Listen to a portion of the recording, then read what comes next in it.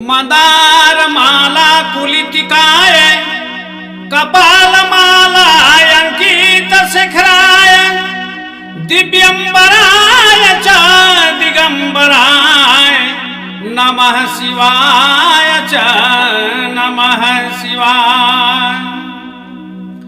कर्पूर गौरम करुणावतारम कर्पूर गौरम करुणावतारम संसार सारम भुजगेन्द्रहारम सदा वसंतम हृदयारविंदे भवम भवानी सहितम नमामि।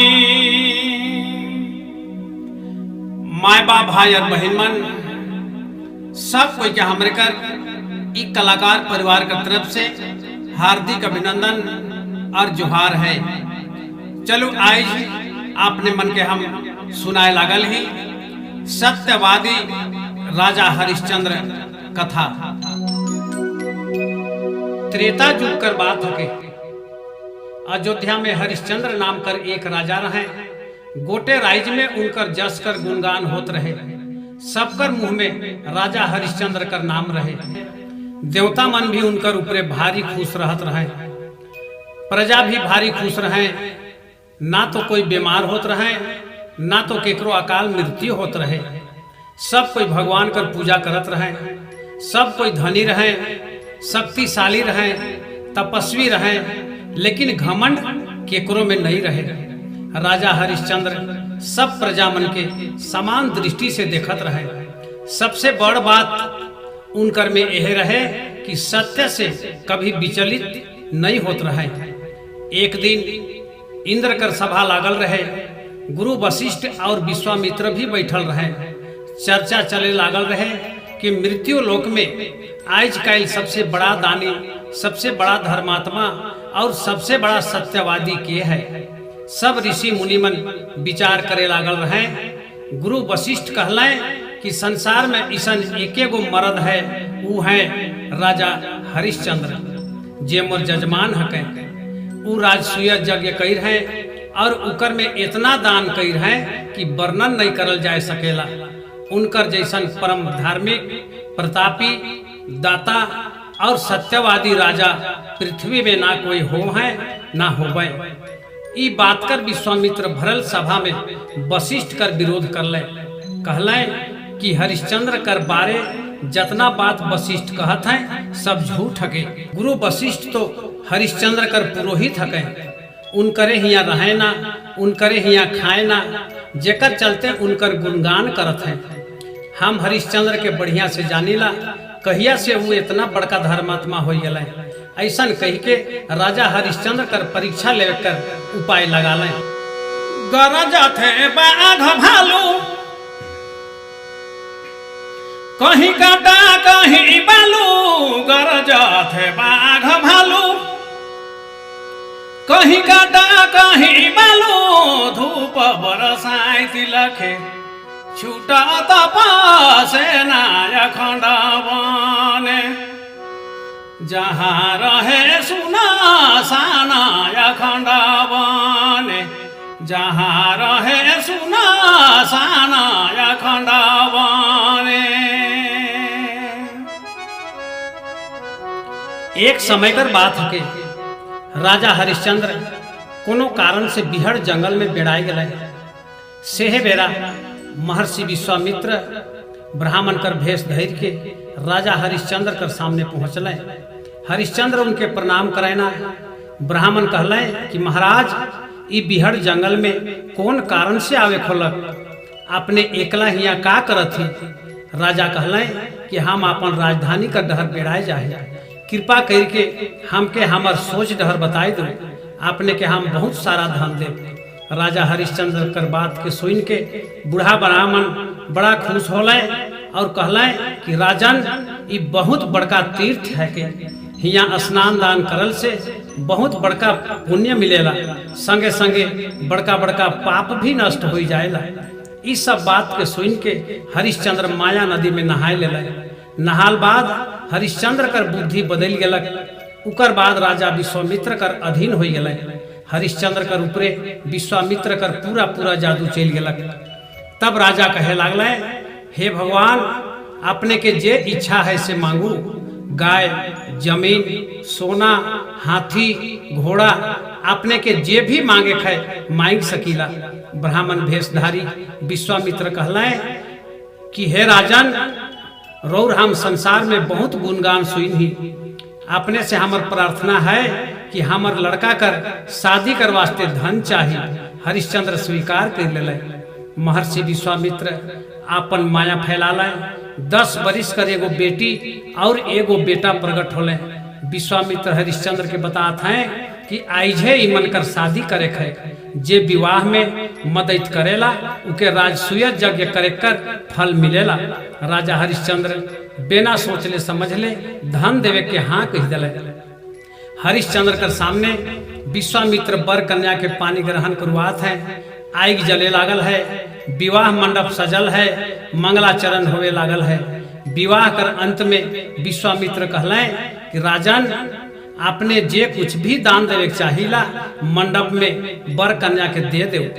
हरिश्चंद्र कहत हैं कि भगवान, अपने का चाहिला, अपने कर जोन इच्छा है स्पष्ट कहो। विश्वामित्र अपन माया से हरिश्चंद्र के काबू में कर के कहले, राजन, हाथी, घोड़ा, रत्न, रथ और संपूर्ण सामग्री कर साथ अपने अपन राइज दे दो। राजा हरिश्चंद्र इतना मोहित हो गए कि बिना सोचले समझले बेहोशी में उनकर मुंह से हाँ देली निकल गलक और निठुर विश्वामित्र भी तुरंत में हाँ लेली कह दिल। हरिश्चंद्र राजा दानी, विश्वामित्र महाज्ञानी। हरिश्चंद्र राजा दानी, विश्वामित्र महाज्ञानी। दाना में ले सब राजा पाटा की नहीं जाने। देखो विधि के विधान की नहीं जाने। देखो विधि के विधान की नहीं जाना। विश्वामित्र आगे कहे लागल हैं कि महाराज, दान कर संगे दक्षिणा भी होवेला। अगर दक्षिणा नहीं देली तो दान करल कर कोई फल नहीं मिलेला। तब राजा हरिश्चंद्र कहत हैं कि दक्षिणा में का देवे चाहिए। तब विश्वामित्र कहले कि दक्षिणा में 2.5 मन सोना देवे होगी। ऐसा कही के विश्वामित्र से अनुमति लेके राजा अपन राजधानी चला ले। हमनी जानले प्रभु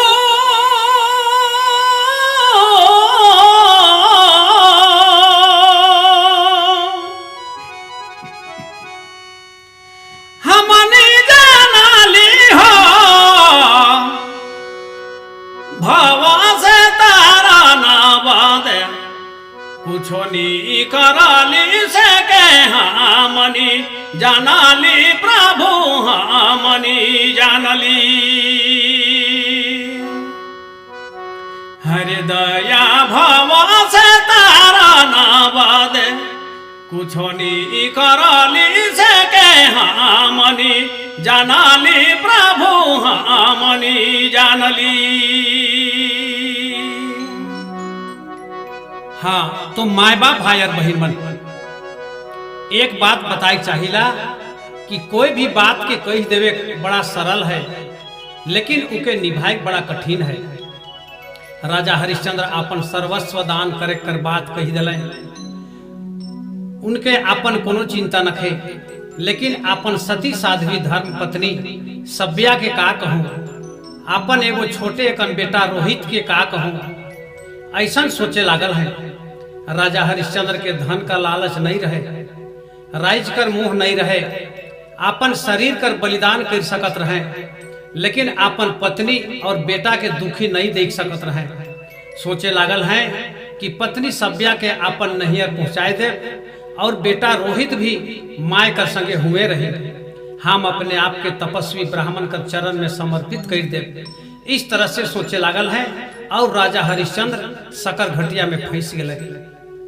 ठीक दोसर दिन अनगुथे हरिश्चंद्र कर यहाँ एक ब्राह्मण तपस्वी आल और कहे लागल कि कायल रोरे अपन संपूर्ण राइज हमके दे अपन राइज पाई छोड़ दो। हरिश्चंद्र कहे लागल है कि भगवान राइज आपने है कर हके अपने इके समरौ रह गेलक 2.5 मन सोना जे दक्षिणा है उके भी आपने कहा हम दे देवती। ऐसा कही के अपन मैनेजर से जे खजाना कर देखभाल करत रहे उनके कही के 2.5 मन सोना भी मंगाए ले। तब विश्वामित्र कहे लागल है कि इस सोना कहाँ से आलक, जब रोरे पूरा राज दान दे देली तो फिर इस सोना में रोर का हक है। रोरे छल करत ही दक्षिणा नखे देवे तो ना दे। हरिश्चंद्र कहे लागल है कि भगवान इस समय तो हमार जगह सोना नखे, कुछ समय देव, हम अपने के 2.5 मन सोना दक्षिणा में अवश्य दे। तब विश्वामित्र कहे लागल है राइज पाइट हमर हो गेलक, धरती पृथ्वी भी रोरे दे देली, अब रोरे के हिया रह कर कोई अधिकार नखे। जे गहना गुड़िया पींधी उके भी हिये उतराए दो और स्त्री बेटा उनकर सहिते आपने हिया से निकल जाओ। हरिश्चंद्र अपन स्त्री और पुत्र कर साथ राइज पाइट छोड़ के निकल गए। राजा हरिश्चंद्र जे बेरा अपन राइज पाइट छोड़ के राजमहल से स्त्री सभ्या और पुत्र रोहितास सहित नंगा पांव नंगा सिर निकलने से बेरा पूरा अयोध्या में हाहाकार मच गलक। प्रजामन सब घेर के कहे लागल हैं कि प्रभु आपने हमरे मन के छोड़ के कहाँ जाता, कृपा करके हमरे मन के भी साथ लेते चलो। कोई कहे लागल है कि जेकर निकले होत रहे से बेरा आगे पाछे लाव लसगर चलत रहे, वहे महाराजा आज खाली गोड़ भूया में हिठत है। राजकुमार के भी हवा तक नीलाइग रहे, लंबा लंबा केस में धूर मार जाई, इनकर मुंह मुरझाए जाई। हे भगवान ई कैसन विपैत देली कि नारी के जन माया था, कि नारी के जन माया था, पर के सवार था। हे ललना निजा गृह त्यागी चली जाई, बहुरी नहीं आया बाहे। हे ललना निजा गृह त्यागी चली जाई, बहुरी नहीं आया बाहे।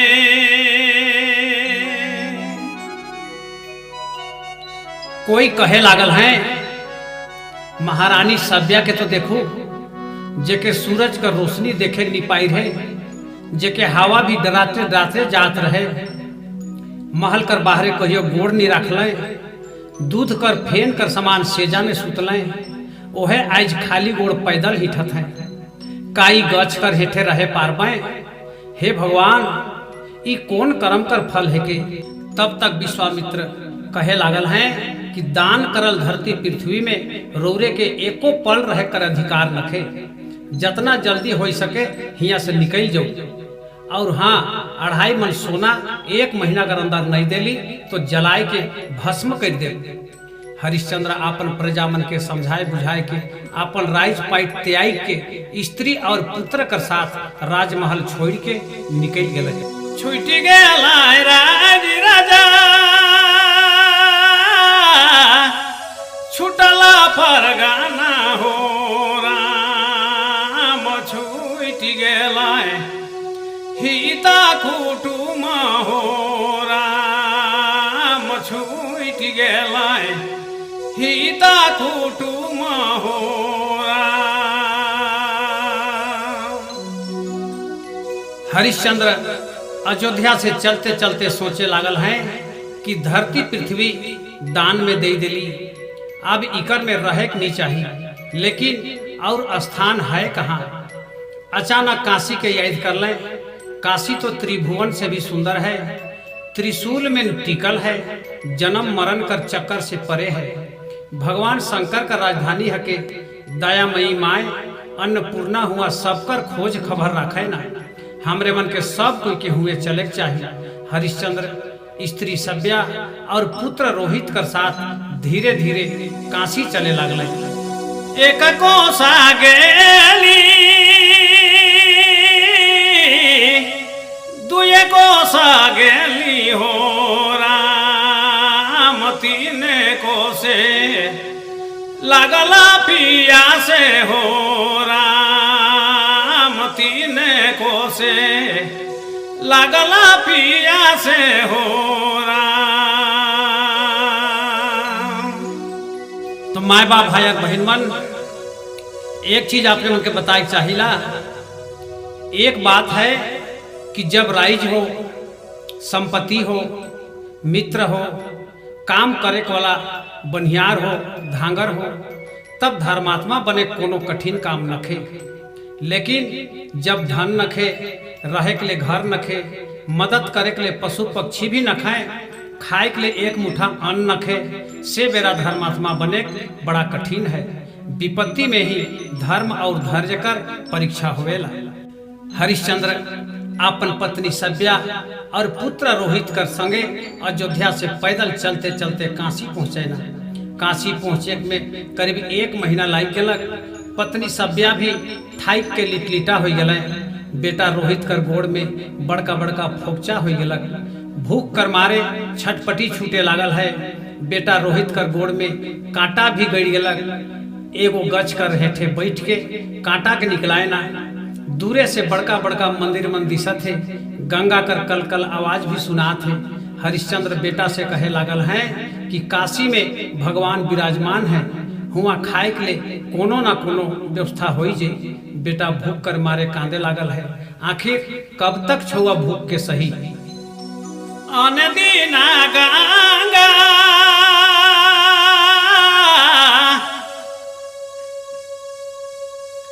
अनदीना गंगा हलकी मलाई की हो राम, याज गंगा बहता किनारे हो राम, याज गंगा बहता किनारे हो राम।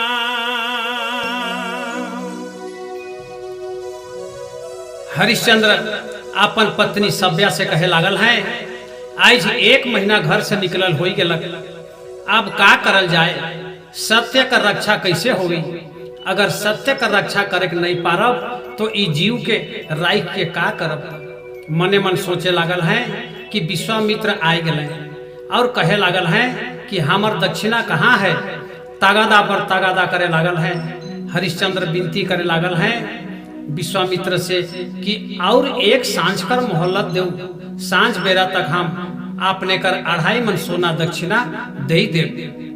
हरिश्चंद्र सोचे लागल है कि इस समय में हमके ऋण भी के दे, दान भी नहीं लेवल जा सकेला। सोचे लागल है अब एक उपाय है कि हम अपने आप के बेच देव और जिंदगी भर केकरो धंगरई करब। कोनो लखे दक्षिणा दे के अपन प्रतिज्ञा पूरा करे हुई। हरिश्चंद्र सोचते सोचते व्याकुल हो गए। उनके कोनो सूझत नखे। रखमाखी तू बाटांगी, रखमाखी तू बाटांगी, बन बने फिर हो राम, दया करो हरहूँ विपत्ति हो राम, दया करो हरहूँ विपत्ति हो राम। सभ्या हरिश्चंद्र से कहे लागल है कि महाराज अपने चिंता छोड़ के सत्य कर पालन करूं। हम अपने से एक बात कहे चाहिला, हमर से संतान होई चुके सेहेले हमर पानी ग्रहण सफल हो जाए। अब आपने हमके केकरो हाथ बेच दो और वो पैसा के विश्वामित्र के दे दो। सभ्या कर बात के सुन के राजा हरिश्चंद्र मूर्छित हो के गिर जाए ना और कहे ना कि प्रिय का कहती रो रे, का हमर प्रेम बंधन समाप्त हो जा है, का हमरे उ सुख कर दिन के भूल जा। हम ऐसा निठुर काम नहीं कर सकीला। कौन कर्म कर फल हमरे मन भोगत ही। भगवान कर समान सुख भोगे वाला आज हमरे मन भूया में सुतत ही।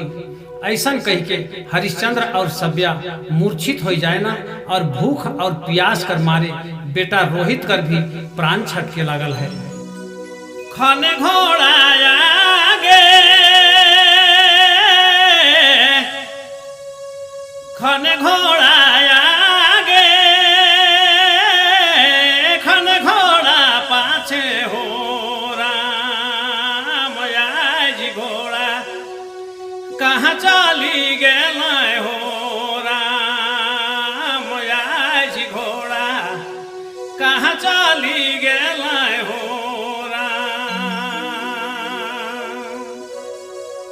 ठीक वह समय महर्षि विश्वामित्र उपस्थित हुए ना। विश्वामित्र मूर्छित हरिश्चंद्र और उनकर रानी सभ्या कर ऊपरे अपन कमंडल कर शीतल जल के छिटकाए के जगाए ना, और कहे ना हरिश्चंद्र उठो और अपन प्रतिज्ञा के पूरा करो। विश्वामित्र कहे लागल है, सत्य कर बड़ा महिमा है, सत्य कर बल में सूरज उगैना, सत्य कर बल में पृथ्वी टिकल है, सत्य ही परम धर्म है, सत्य कर बल में स्वर्ग टिकल है, हजारों अश्वमेघ यज्ञ सत्य कर बराबरी नी कर सकेला, अपने धर्म कर पालन करो। विश्वामित्र फिर कहे लागल है कि हरिश्चंद्र आपने ठक ही हम झूठ मूठ कर रौ से सत्य कर आसरा करत ही, यदि आज सांझ बेरा तक हमर दक्षिणा नी मिली तो अनर्थ हो जाई। विश्वामित्र कर ऐसा बात के सुन के राजा भारी चिंता में पड़ गए। सभ्या फिर से राजा हरिश्चंद्र से कहे लागल है कि महाराज हमके बेच के अपन प्रतिज्ञा के पूरा करो। तब हरिश्चंद्र कहे लागल है कि हम ओहो कह सकीला, सबसे पहले हम रौरे के बेचब, बेटा रोहित के भी बेचब, फिर हम अपने आप के चंडाल कर हाथ में बेच के अपन प्रतिज्ञा के पूरा करब और सत्य कर रक्षा करब, काले कि सत्य ही हमर जीवन हके।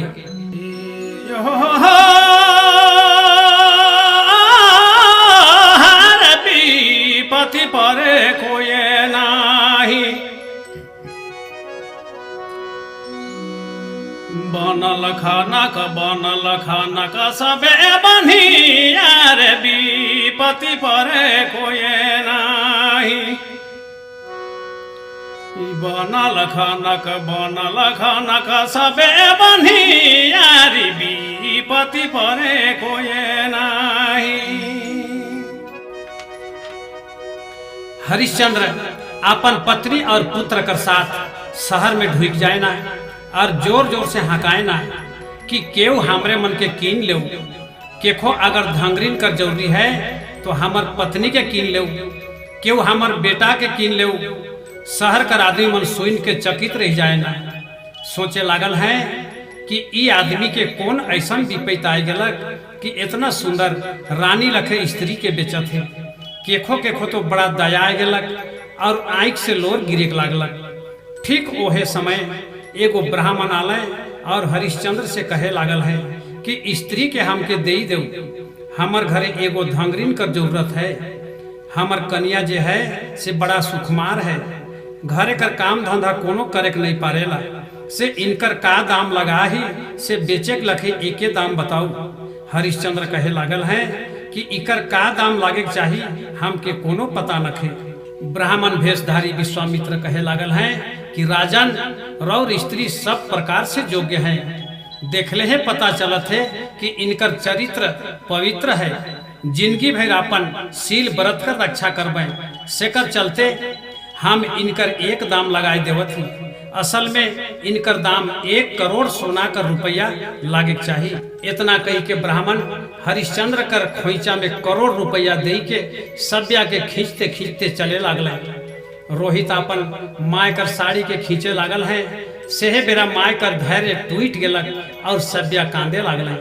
ब्राह्मण से सभ्या कहे लागल है कि हे ब्राह्मण, आपने हम के कीन ले ली, हम अपने कर धंगरीन हो गेली, लेकिन अपने से एगो विनती है कि तनिकन हमर बेटा से मिले दो, का जानी और कहियो हमर बेटा से भेंट होई कि नी होई, से ले भैर नजर तो देखे दो। फिर सभ्या अपन बेटा रोहित के समझात हैं कि बेटा हम बेचाए गेली, हम इनकर धंगरीन हो गेली, से ले बेटा हमर अचरा के छोड़ दो। फिर ब्राह्मण रोहित के लाइट मार के गिराए देवेना और सभ्या के लेके चले लागेना। फिर सभ्या ब्राह्मण से अनुनय विनय करेना और कहेना कि हमार बेटा के भी अपने कीन लो। काले कि अगर हमार बेटा हमर ठीक नहीं रही तो उकर ध्यान में हम अपने कर कोनो काम ठीक से करे नहीं पारब। इस तरह से सभ्या और रोहित ब्राह्मण कर हाथ में बिचाए गए। काहे बाते आयो मोरा बेटी जान मदली, काहे बाते आयो मोरा बेटी जान मदली, काहे बाते आयो मोरा दिली बनवासे, काहे बाते आयो मोरा दिली बनवासे, यो दिली बनवासे। राजा हरिश्चंद्र सोचे लागल हैं कि भगवान करी कैसन लीला है। हवा, सूरज, चांद और दोसर कोई जेके देखे नहीं पारत रहे, ओहे सभ्या आज दोसर कर घरे धंगरीन हो गलक। अपन बेटा रोहित कर संबंध में ऐसा धारणा रहे कि बाढ़ के कभी सम्राट होगी, ओह आज भूखे मरत है। ठीक ओहे समय विश्वामित्र अपन दक्षिणा कर तागादा में आलय। हरिश्चंद्र अपन स्त्री और बेटा के बेच रहे, वह रुपया के विश्वामित्र कर सामने रख दिले। विश्वामित्र कहे लागल हैं कि इतना रुपया रुझे कहाँ से पाली, आपने दान तो ले नहीं सकीला, क्षत्रिय है कि केकरो से मांग भी नहीं सकीला, फिर इतना रुपया कहाँ से पाली। हरिश्चंद्र कहे लागल हैं महाराज ई जान के अपने का करब, बीतल बात के याद ना करबो। विश्वामित्र कहत हैं कि बेजानले हम ई धन के ले ही नहीं सकीला, काले कि न्याय पूर्वक धन ही दक्षिणा कर काम में आ सकेला। फिर विश्वामित्र कहे लागल हैं कि इतना रुपया में तो दक्षिणा पूरा नहीं हुआ थे, से आपने जल्दी दक्षिणा के पूरा करूं। तब हरिश्चंद्र विनती पूर्वक कहत हैं कि भगवान एखन हम अपन स्त्री और बेटा के बेची, तन्नी कर और मोहलत देव, हम आपने कर दक्षिणा पूरा कर दे। तब विश्वामित्र कहे लागल हैं कि हमर जगन समय नखे, आपने ठगते ठगते इतना दिन बिताए देली, से बेर डूबे कर पहले तक बाँचल दक्षिणा कर व्यवस्था कर दो, नहीं तो ठीक नहीं हुई। बिनवाता जाना था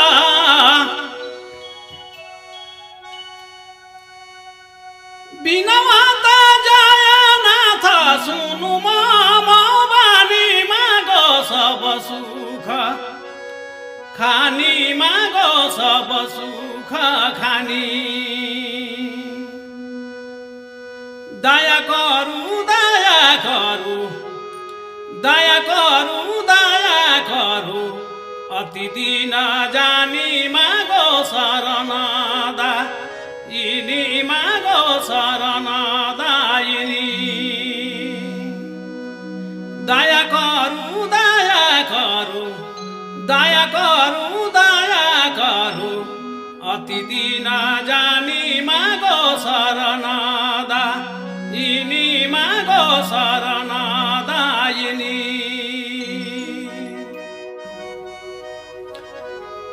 हरिश्चंद्र शहर कर बाजार में हाकात हैं कि केखो धांगर चाही तो बेर डूबे से पहले हमके कीन ले। ठीक वह समय धर्म चंडाल कर भेष धैर्य के हरिश्चंद्र से कहे लागल हैं कि हमके धांगर कर जरूरत है, हम कीने चाहिला, से का दाम लगा ही बताओ। चंडाल कर विराट रूप के देख के हरिश्चंद्र पूछे लागल हैं कि भाई रोरे के हकी।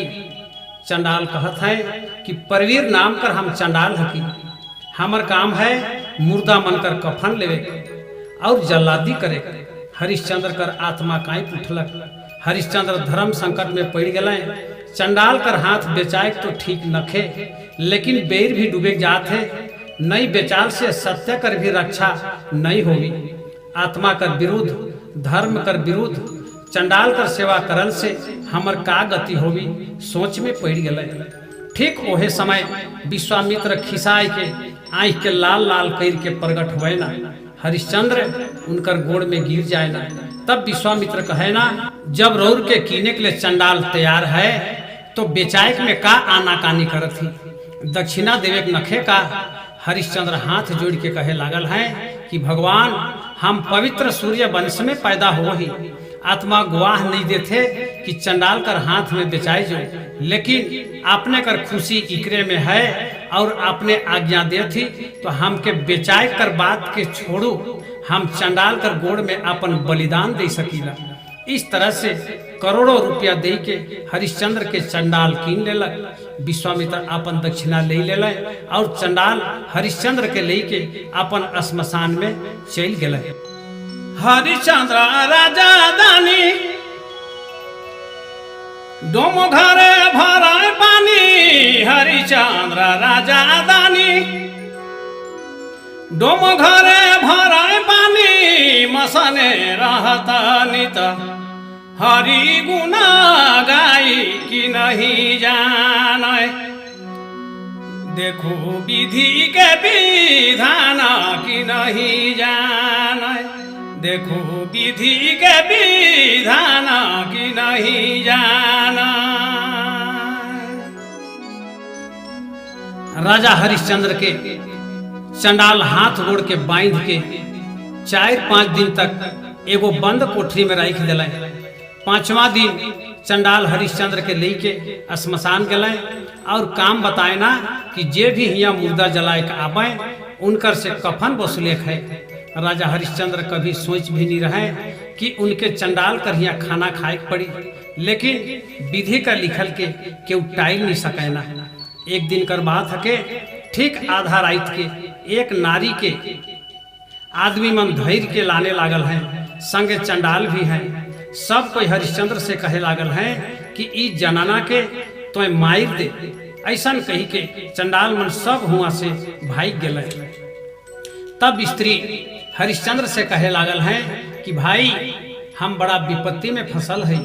हमर एगो छोट एकन बेटा रहे, हम जेकर घर में रहत रही उनकर ले फूल लाने के बगीचा जाए रहे, हुए उके सांप चाइप के मुराय दिलक। दिन में तो हमके उकर जगह जाए कर आज्ञा नहीं रहे। आधा रात के जब हम गेली और कांदे लागली तो हुआ कर आदमी मन हमके धैर्य ले और कहे लागल कि तो राक्षसीन हकीस मुर्दा के खाए के ले आहिस। हम बहुत कांदली, गिड़गिड़ाली, लेकिन हमर क्यों नहीं सुन ले और धैर्य के श्मशान ले आन ले। हमर रौर से प्रार्थना है कि हमके एक घड़ी कर वास्ते छुट्टी दो, हम अपन छौवा कर दाह संस्कार कर देव, तब आपने हमके मार देव। हमके अपन जीवन से कोई मोह ममता नखे। हरिश्चंद्र स्त्री के अनुमति दिलाए, तब छौवा कर लाश लाने चल गए।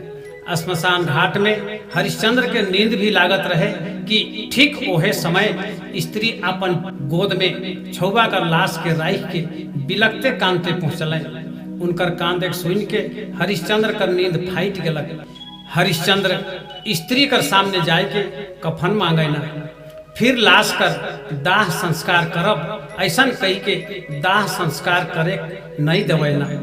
बेगर कफन देले छौवा कर दाह संस्कार हम करे नहीं दे, ऐसा कही के हरिश्चंद्र अपन काम ईमानदारी पूर्वक करे लागले। लेकिन बेचारी सभ्या कफन कहाँ से देवे, उनकर जगन कार है, अपन छौवा के कलेजा में लगाए के कांदे लागल है। हरिश्चंद्र देखत है कि छौवा तो बड़ा सुंदर है, इनकर शरीर में भी राजा का लक्षण है, इकर मृत्यु सांप चावल से हो है। मने मन हरिश्चंद्र सोचे लागल है कि हमर रोहित भी इकरे उम्र कर है, भगवान उकर रक्षा करे। सभ्या भी चिन्हात न खाए, धंगरीन कर काम करते करते लैट के ठैठका हो जा है। सभ्या भी हरिश्चंद्र के चिन्ह के नहीं पारत है। कहियो सोच नहीं रहे कि महाराज कभी चंडाल कर भेष में होवे और विलाप करे लागल है कि हम कौन पाप कर फल भोगत ही, हमर स्वामी कहाँ है। केकर में विश्वास करके इतना निश्चिंत है, राइज राजा गेलक अपन मर्जी से, उकर कोनो चिंता नखे। जनी और छौवा बेच दिल, इकरो कोनो परवाह नखे। काले कि इकर से सच कर रक्षा होलक, परंतु सम्राट कर पुत्र राजर्षि हरिश्चंद्र कर पुत्र आज अग्नि संस्कार कर वास्ते श्मशान में आ है तो उकर वास्ते कफन तक नखे। का ई बात कर पता उनके है जे हमर स्वामी हैं। उनकर कांदे कर आवाज हरिश्चंद्र कर कान तक पहुंचत थे। अब हरिश्चंद्र अपन पत्नी सभ्या के चिन्ह लेलन और कहे लागल हैं कि सभ्या रोहित मर गेलक। ऐसन कह के हरिश्चंद्र जमीन में गिर गेल। मनुखा जाना पाई मन में ठीकी दया जाति खाने पहुँचवाए जमपुर कबीर से खन खावन तबी हर दया जाति खाने पहुँचवाए जमपुर कबीर से खन खावन तबीर से खन खावन तबी। फिर राजा संभर के अपन दुख कथा सभ्या के कही सुनाए ना, कहे ना कि हम पराधीन ही एखन हम चंडाल कर धांगर ही हमर काम कफन लेवे है हमके जिए कर कोई सबक नखे। एखने हम बेटा रोहित कर संगे चीता में जेल जाती लेकिन चंडाल कर आज्ञा कर बिना हम आग में ढूकब तो दोसर जन्म में चंडाल कर घर में जन्म मिली। आत्महत्या कर पाप से भयंकर नरक में जाए पड़ी से ले भगवान जैसन राई खाए उसने ठीक है। सभ्या भी कहे लागल हैं कि स्वामी हम भी ई जीव के राई के का करब रोरे हमर संगे हइये नखी। रोहित रहे वो भी चल गेलक आप केकर ले जियो लेकिन हम भी तो ब्राह्मण कर धंगरीन हकी उनकर आज्ञा कर बिना तो हम भी नहीं मर सकीला। चलू कम से कम अच्छा होलक कि छुआ कर दास संस्कार बेरा अपने आही। अब हरिश्चंद्र कर सामने जबरदस्त परिस्थिति आए खड़ा होलक। नियम रहे कि मरघट में केखो जलाए कर पहले कफन देवे रहे। अगर आज हरिश्चंद्र अपन पुत्र कर मृत्यु और पत्नी कर संताप कर कारण ई कर्तव्य से विचलित हो जात है तो उनकर धर्म अधूरा रह जाये। एक बटे छुआ कर बाप हकाए तो दोसर बटे चंडाल कर धांगर। लेकिन आज हरिश्चंद्र पिता ना लागे चंडाल कर धांगर हकाए तनिको विचलित नहीं होले। कहले कि सभ्या पहले कफन देव फिर अग्नि संस्कार करूं। सभ्या कहे लागल है स्वामी आपने तो देखते ही हमर जग का है हम कहाँ से कफन लानू। लेकिन हरिश्चंद्र उनकर तनिको नहीं सुनले। सभ्या कहले हमर जगन यह एगो फाटल साड़ी है इकर आधा फायर के हम रोरे के दे थी और आधा से हम अपन इज्जत डाबब। हरिश्चंद्र स्वीकार कर लवेला। परीक्षा कर भी हद हो गलक। पीताम्बरधारी भगवान विष्णु कर ध्यान में मगन हो गए और राजा हरिश्चंद्र कहे लागल है उचिता के करू क्षमा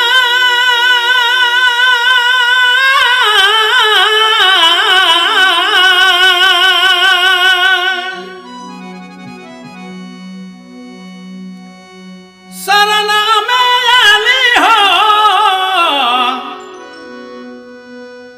काटू भावा बंधना के जगता के माली प्रभु हमनी जानली प्रभु हमनी जानली। हृदया काटू भावा बंधना के जगता के माली प्रभु हमनी जानली प्रभु हमनी जानली। सभ्या अपन साड़ी फाड़े के लिए हाथ लगाए ना। ठीक ओहे समय गोटे दुनिया इजोत हो गलक और आकाशवाणी होवेला महाराज हरिश्चंद्र आपने धन्य ही आपने कर दान धन्य है आपने कर वीरता धन्य है आपने कर धीरता धन्य है। फूल वर्षा होवे लागेला। भगवान नारायण ब्रह्मा इंद्र धर्म लोकपाल सिद्ध गंधर्व रुद्र सब कोई हरिश्चंद्र कर सामने प्रकट हुए ना। हरिश्चंद्र अचंभित हो के सब कोई के प्रणाम करे ना। धर्म कहे लागल है रौर सहन शक्ति रौर सत्य और रौर धर्म निष्ठा से हम अति प्रसन्न ही। देखो रौरे के दर्शन देवे के लिए नारायण, शंकर, ब्रह्मा और इंद्र सबको यहाँ है। स्वयं विश्वामित्र जे रौर कठिन परीक्षा ले हैं, वो भी रौर से मित्रता करके क्षमा मांगे चाहे ना। हरिश्चंद्र फिर से सब भगवान मन के प्रणाम करे ना।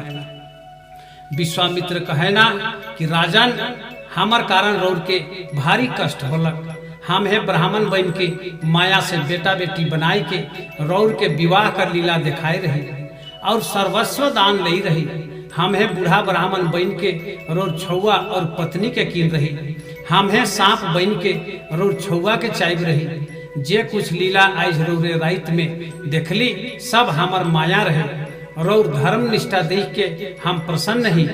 सत्यवादी में सबसे पहले गिनती रौर होगी। रौर कीर्ति अजर अमर रही। इंद्र कहे लागल है, हरिश्चंद्र हम इंद्र ही रौर सत्य निष्ठा से खुश होई के भगवान भी रौर जगन आ है। अपन पुत्र और स्त्री सहित हमर साथ चलू और अपन पुण्य कर्म कर फल भोगू। अमृत कर वर्षा होवेला। रोहिताश्व जीवित होई के अपन माय कर गला में लिपट जाएना। उनकर शरीर स्वास्थ्य और सुकुमार हो जाएला। हरिश्चंद्र का शरीर भी दिव्य हो जाएला। उनकर शरीर में दिव्य वस्त्र, दिव्य आभूषण और कहियो नहीं मुरझाए वाला माला आई गलक। हरिश्चंद्र स्वास्थ्य हो गए। सभ्या भी दिव्य आभूषण गहना गुड़िया पिंध के बेटा रोहित कर संगे हरिश्चंद्र कर सामने जाए के खड़ा हो गए और इंद्र कर संगे पूरा अयोध्यावासी सहित हरिश्चंद्र अपन पत्नी और पुत्र कर साथ रथ चढ़ के स्वर्ग चल गए। राजा के पालटा, राजा के पालटा सोने के रागढ़वा सुंदर हरिबास देव राय।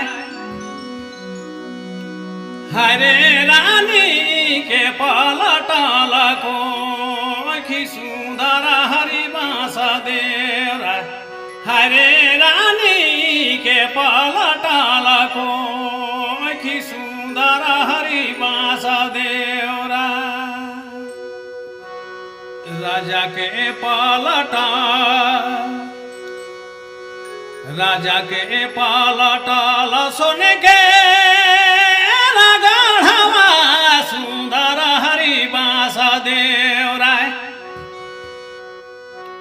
हरे रानी के पालटाल को सुंदर हरिबास देव राय।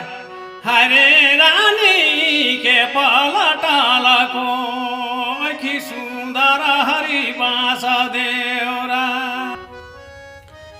आभार व्यक्त करे चाहिला गोविंद शरण जी, लोहरदगा और लक्की स्टूडियो कोटाम गुमला के।